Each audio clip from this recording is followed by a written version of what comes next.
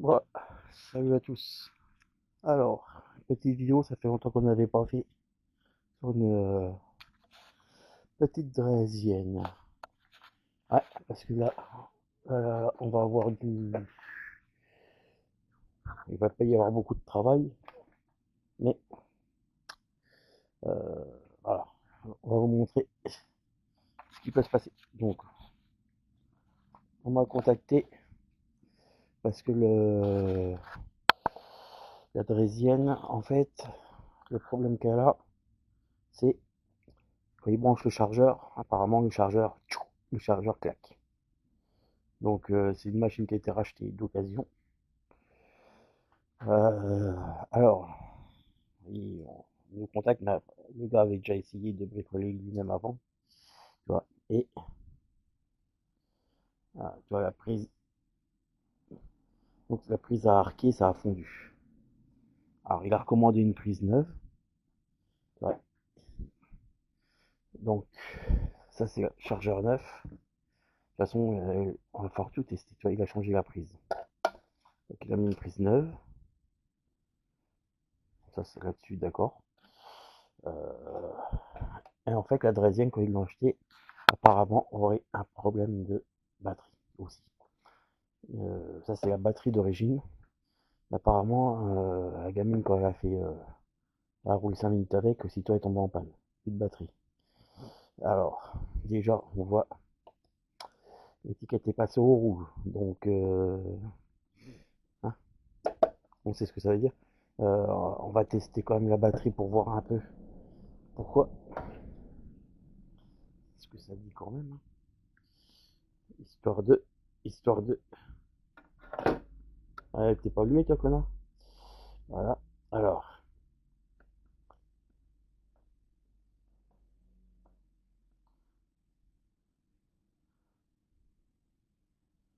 Ah ouais, carrément. Donc la batterie, c'est pas possible que la batterie soit carrément à zéro.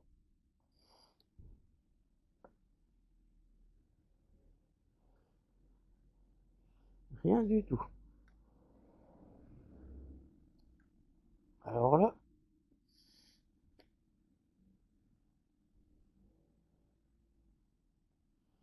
elle m'annonce une résistance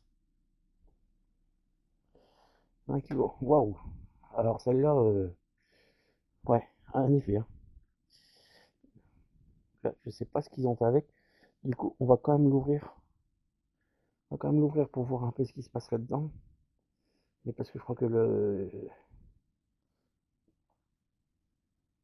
20 kg, il y a une résistance. Donc ça se trouve, quand ils ont insisté, ils ont tilté le BMS. Donc, alors ils ont racheté une batterie. Ils ont mis une batterie dedans. Là, ce qui vient, c'est que tu vois, en fait, elle démarre. Elle démarre et elle roule, normalement. On arrive à la faire. Elle a du mal à démarrer quand même. Je sais pas pourquoi. Mais par contre, on arrive à la faire rouler.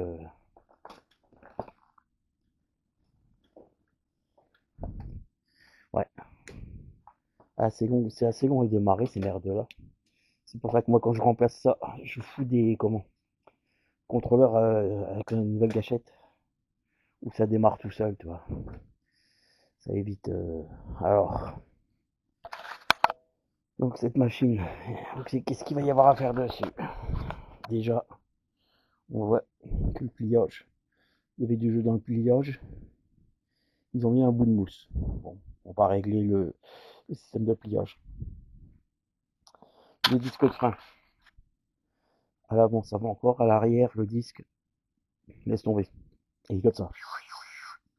Le disque, il est tout vrillé. Donc, il y a ça à faire. Là, j'ai de la visite.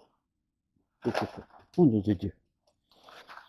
Et comme il m'a dit que le chargeur cramait aussitôt, il dit c'est bizarre, il y avait que 2 prises à brancher et tout. Je dis ouais, bon. Alors, j'ai regardé sur la nouvelle ou l'ancienne prise en fait. Là, ce qui est drôle.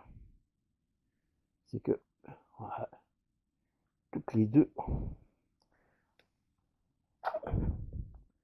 on le file plus. Je sais pas si tu vas remarquer. Non, tu veux pas. Donc, ce qu'on peut voir, c'est quand il m'a dit que les chargeurs étaient cramés.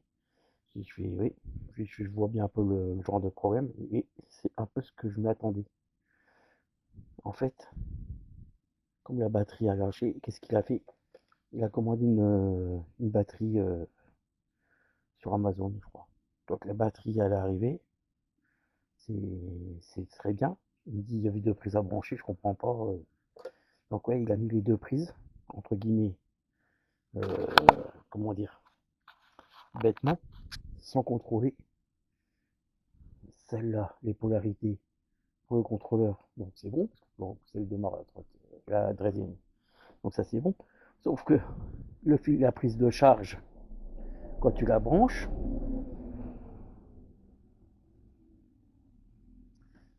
tu vois le problème? J'ai le rouge à gauche, le noir à droite. Sur la batterie, j'ai le noir à gauche, le rouge à droite. Les, les polarités sont inversées sur les prises. Donc il a branché le mec, et quand il a branché le chargeur, ça fait fondre la prise parce que bah, les polarités sont inversées. Alors on a de la chance parce que la base c'est qu'elle démarre, parce que la draisine démarre. Donc celle-là c'est bon. Mais l'autre batterie a bien lâché quoi. Il y a eu un problème avec l'autre batterie. Parce que c'est suite à un passage dans l'eau quoi, je sais pas. Et ben, il est bien mis après. Après l'avantage c'est que maintenant on sait que le contrôleur déjà il est bon et que le problème il vient juste d'une inversion de polarité. Donc n'oublie pas quand tu commandes une batterie générique ou quoi, à chaque fois contrôle les polarités. C'est oui, tu vois, ça arrive, les prises c'est les bonnes, hein, tu vois, ça s'en manche, hein. Il n'y a pas de souci là-dessus, tu vois. Euh, attends, voilà. Les prises sans manche dessus, c'est les bons. Et voilà, c'est pas la bonne polarité, quoi. Donc faut juste sortir les fils dans la prise, on va les renverser. Donc je vais les inverser soit sur une, soit sur la prise. On va déjà les inverser parce qu'il avait peur, il voyait une prise tu vois, qui n'était pas branchée. J'ai dit, je fais ça, c'est juste la prise de passe. Ça dit, je fais c'est les options. Donc on s'en fout. Après, par contre,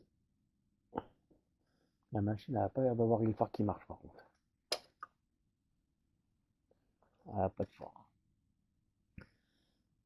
Alors ça, c'est une autre histoire. Mais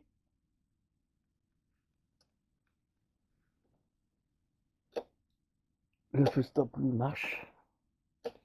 Ou alors, il n'y a pas un capteur de luminosité encore là-dessus, automatique. Ah, peut-être. Peut-être, peut-être, peut-être. Enfin bref. Donc du coup, on va contrôler que tout est bien. Je vais quand même en profiter pour lui faire un check-up, du coup, à Adrien. Mais vous voyez la panne. Alors, on m'a demandé si je pouvais la réparer, celle-là. Je suis bah ouais, mais là, je fais, on va regarder, hein.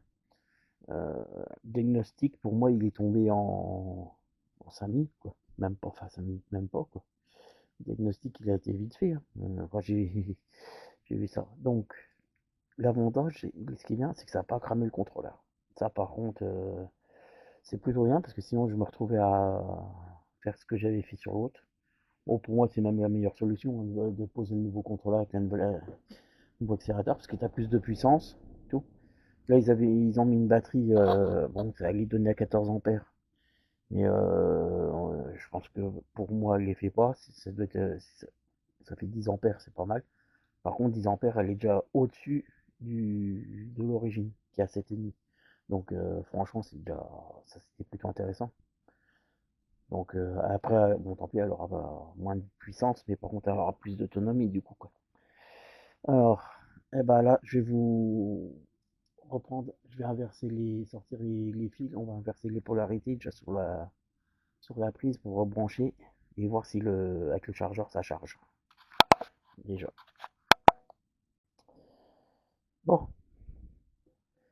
voyez, j'ai inversé directement les fils du coup qui viennent de la prise. Hein, donc maintenant rouge rouge, noir noir. Je branche le chargeur, ça charge. Voilà. Et ça crame plus.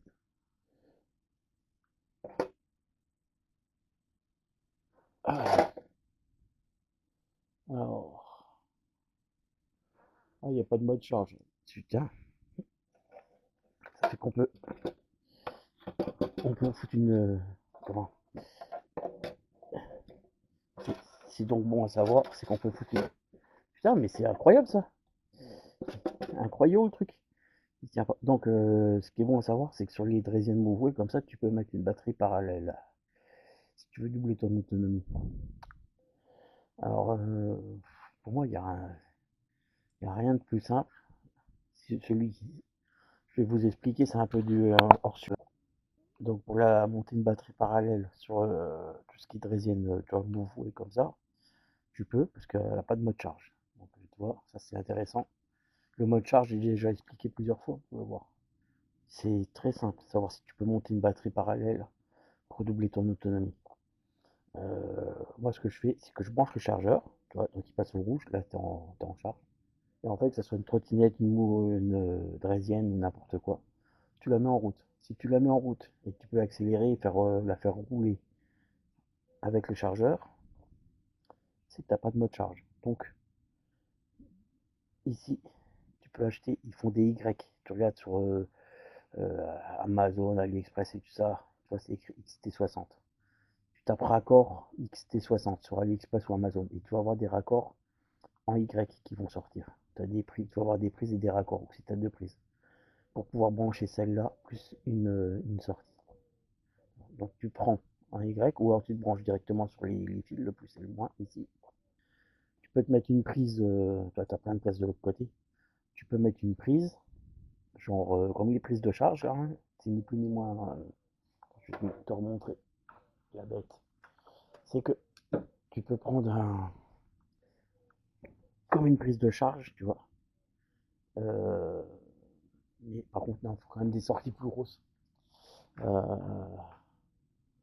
donc le mieux c'est de prendre quand même du XT60. Donc j'allais dire une connerie, mais parce que si je parle de prise de charge comme ça, il y en a qui vont brancher sur des petites prises, ça va pas aller. Donc ici tu peux mettre une XT60 là. T'en mets une sur ta draisienne, tu fais un petit trou, tu la colles, tu la fixes, voilà, hein, ton XT60. Et le jour où t'as pas besoin de ta batterie parallèle, bon, en fait, tu la montes pas.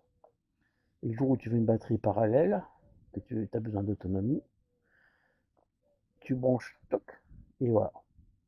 Tu auras juste à brancher ta deuxième batterie dessus. Et si tu veux recharger les deux, il faut savoir que quand tu montes une batterie en parallèle, tu peux recharger par une. Donc dès que tu vas recharger une, ça va recharger la deuxième. Donc ça c'est bon à savoir aussi.